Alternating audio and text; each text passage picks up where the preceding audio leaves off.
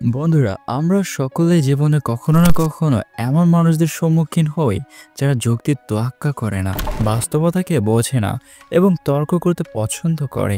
আপনি যতই বুদ্ধিমান বা যুক্তিবাদী হন না কেন, মূর্খদের সাথে কথা বলার সময় আপনি হয়তো বিভ্রান্ত, বিরক্ত বা ক্লান্ত হয়ে পড়েন। কিন্তু একবার ভেবে দেখুন, যদি এমন কিছু কৌশল আপনি জানতেন যেগুলো ব্যবহার করে আপনি সহজেই এই ধরনের মানুষদের সামলাতে পারতেন, যে কোনো খারাপ পরিস্থিতিকে নিজের অনুকূলে নিয়ে আসতে পারতেন। এই ভিডিওতে আমি আপনাকে বলবো এমন কার্যকর কৌশল যেগুলো মূর্খ বা যুক্তিহীন ব্যক্তির সঙ্গে কথা বলার সময় আপনার কাজে দারুণভাবে আসবে। শুধু নিজেকে নিয়ন্ত্রণ করলেই হবে না, জানতে হবে কখন কথা বলতে হবে আর কখন চুপ করে থাকার মধ্যেই রয়েছে বুদ্ধিমত্তা। এই কৌশলগুলো আপনাকে শুধু যুক্তিহীন মানুষের সঙ্গে সুন্দরভাবে কথা বলতে শেখাবে না, বরং আপনার মানসিক শান্তিও অটুট রাখবে।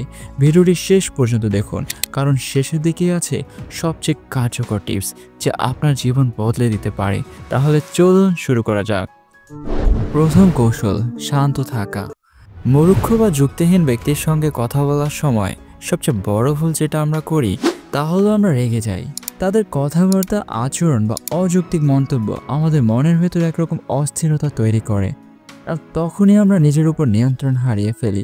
কিন্তু আপনি যদি সত্যি চালাক হন, তাহলে আপনি জানবেন যে ব্যক্তি নিজেকে নিয়ন্ত্রণ রাখতে পারে সেই আসল বুদ্ধিমান।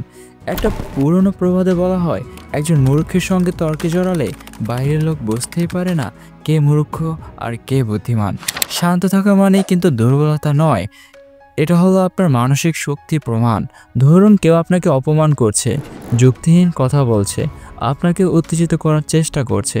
এই সময় আপনি যদি ঠান্ডা মাথায় থাকেন, তাহলে সে নিজেই একসময় নিজের অজ্ঞতা প্রমাণ করবে। আপনি কিন্তু কিছু না বলে পরিস্থিতিকে জিতে নিলেন। দ্বিতীয় কৌশল, প্রমাণ দিয়ে নয়, উদাহরণ দিয়ে বোঝানো। মূর্খ মানুষদের সঙ্গে যুক্তি দিয়ে কথা বলা অনেক সময় শক্তির অপচয় মাত্র। আপনি হাজারটা তথ্য, গবেষণা বা যুক্তি দিলেও তারা যদি নিজের চিন্তার গণ্ডির বাইরে না যেতে চায়, তাহলে আপনি কিছুই প্রমাণ করতে পারবেন না। তাই এখানে প্রমাণ নয়, বরং উদাহরণ দিয়ে বোঝানোই সবচেয়ে কার্যকর কৌশল। উদাহরণ একটা গল্পের মতো, আর মানুষ গল্পে আগ্রহী হয়। ধরুন আপনি কাউকে বোঝাতে চাচ্ছেন যে দেরি করা একটা খারাপ অভ্যাস। আপনি যদি বলেন সময় নষ্ট করা প্রোডাক্টিভিটি কমিয়ে দেয়, সে হয়তো গুরুত্ব দেবে না। কিন্তু আপনি যদি বলেন একজন লোক প্রতিদিন 5 মিনিট করে দেরি করত, কয়েক বছর পর সে তার জীবনের কয়েকশো ঘন্টা নষ্ট করেছে, তখন সে সেটা বুঝতে পারবে, কারণ আপনি একটা বাস্তবসম্মত চিত্র তুলে ধরলেন। এভাবে গল্পের আকারে কথা বলতে হবে, এটি তাদের মনোযোগ ধরে রাখে এবং তারা তর্কের বদলে ভাবতে শুরু করে। আরেকটা বিষয় হলো, যদি আপনি সরাসরি তাকে ভুল বলার চেষ্টা করেন, সে প্রতিরোধমূলক আচরণ করবে। কিন্তু যদি আপনি বলার ভঙ্গিতে বোঝান, দেখো এরকম একটা ঘটনা ঘটেছিল, তখন সে তার নিজের মতো করে চিন্তা করতে শুরু করে। আপনি তার ইগোতে আঘাত না করে তাকে শেখানোর সুযোগ পান। এটা এক ধরনের মনস্তাত্ত্বিক কৌশল। মনে রাখবেন, মূর্খ ব্যক্তিকে কিছু বোঝাতে চাইলে হাজারটা যুক্তির বদলে একটা শক্তিশালী উদাহরণ অনেক বেশি কার্যকর। উদাহরণ মানুষকে চিন্তা করতে শেখায়, আর সে চিন্তাই একদিন তাকে বুদ্ধিমান করে তুলবে। তৃতীয় কৌশল, তর্ক এড়িয়ে প্রশ্ন করুন। মূর্খ মানুষদের একটা বড় বৈশিষ্ট্য হলো, তারা নিজেদের কথা ঠিক প্রমাণ করতে গিয়ে তর্কে জড়িয়ে পড়ে। তারা শোনে না, তারা শুধু বলতে চায়।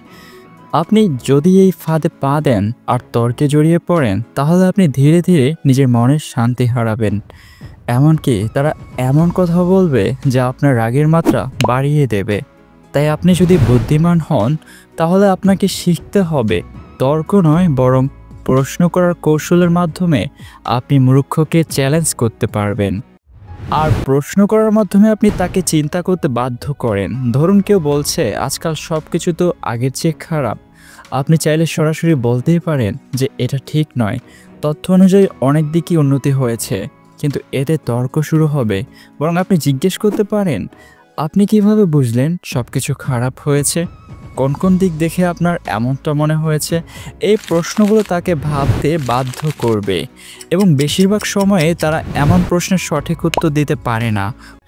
আপনি যদি কাউকে ভুল প্রমাণ করতে চান, তারা প্রতিরোধ করবে। কিন্তু আপনি যদি প্রশ্নের মাধ্যমে তাকে নিজের বক্তব্য বিশ্লেষণ করতে বলেন, তাহলে তারা নিজের ভুলটাও নিজের চোখে দেখতে পাবে।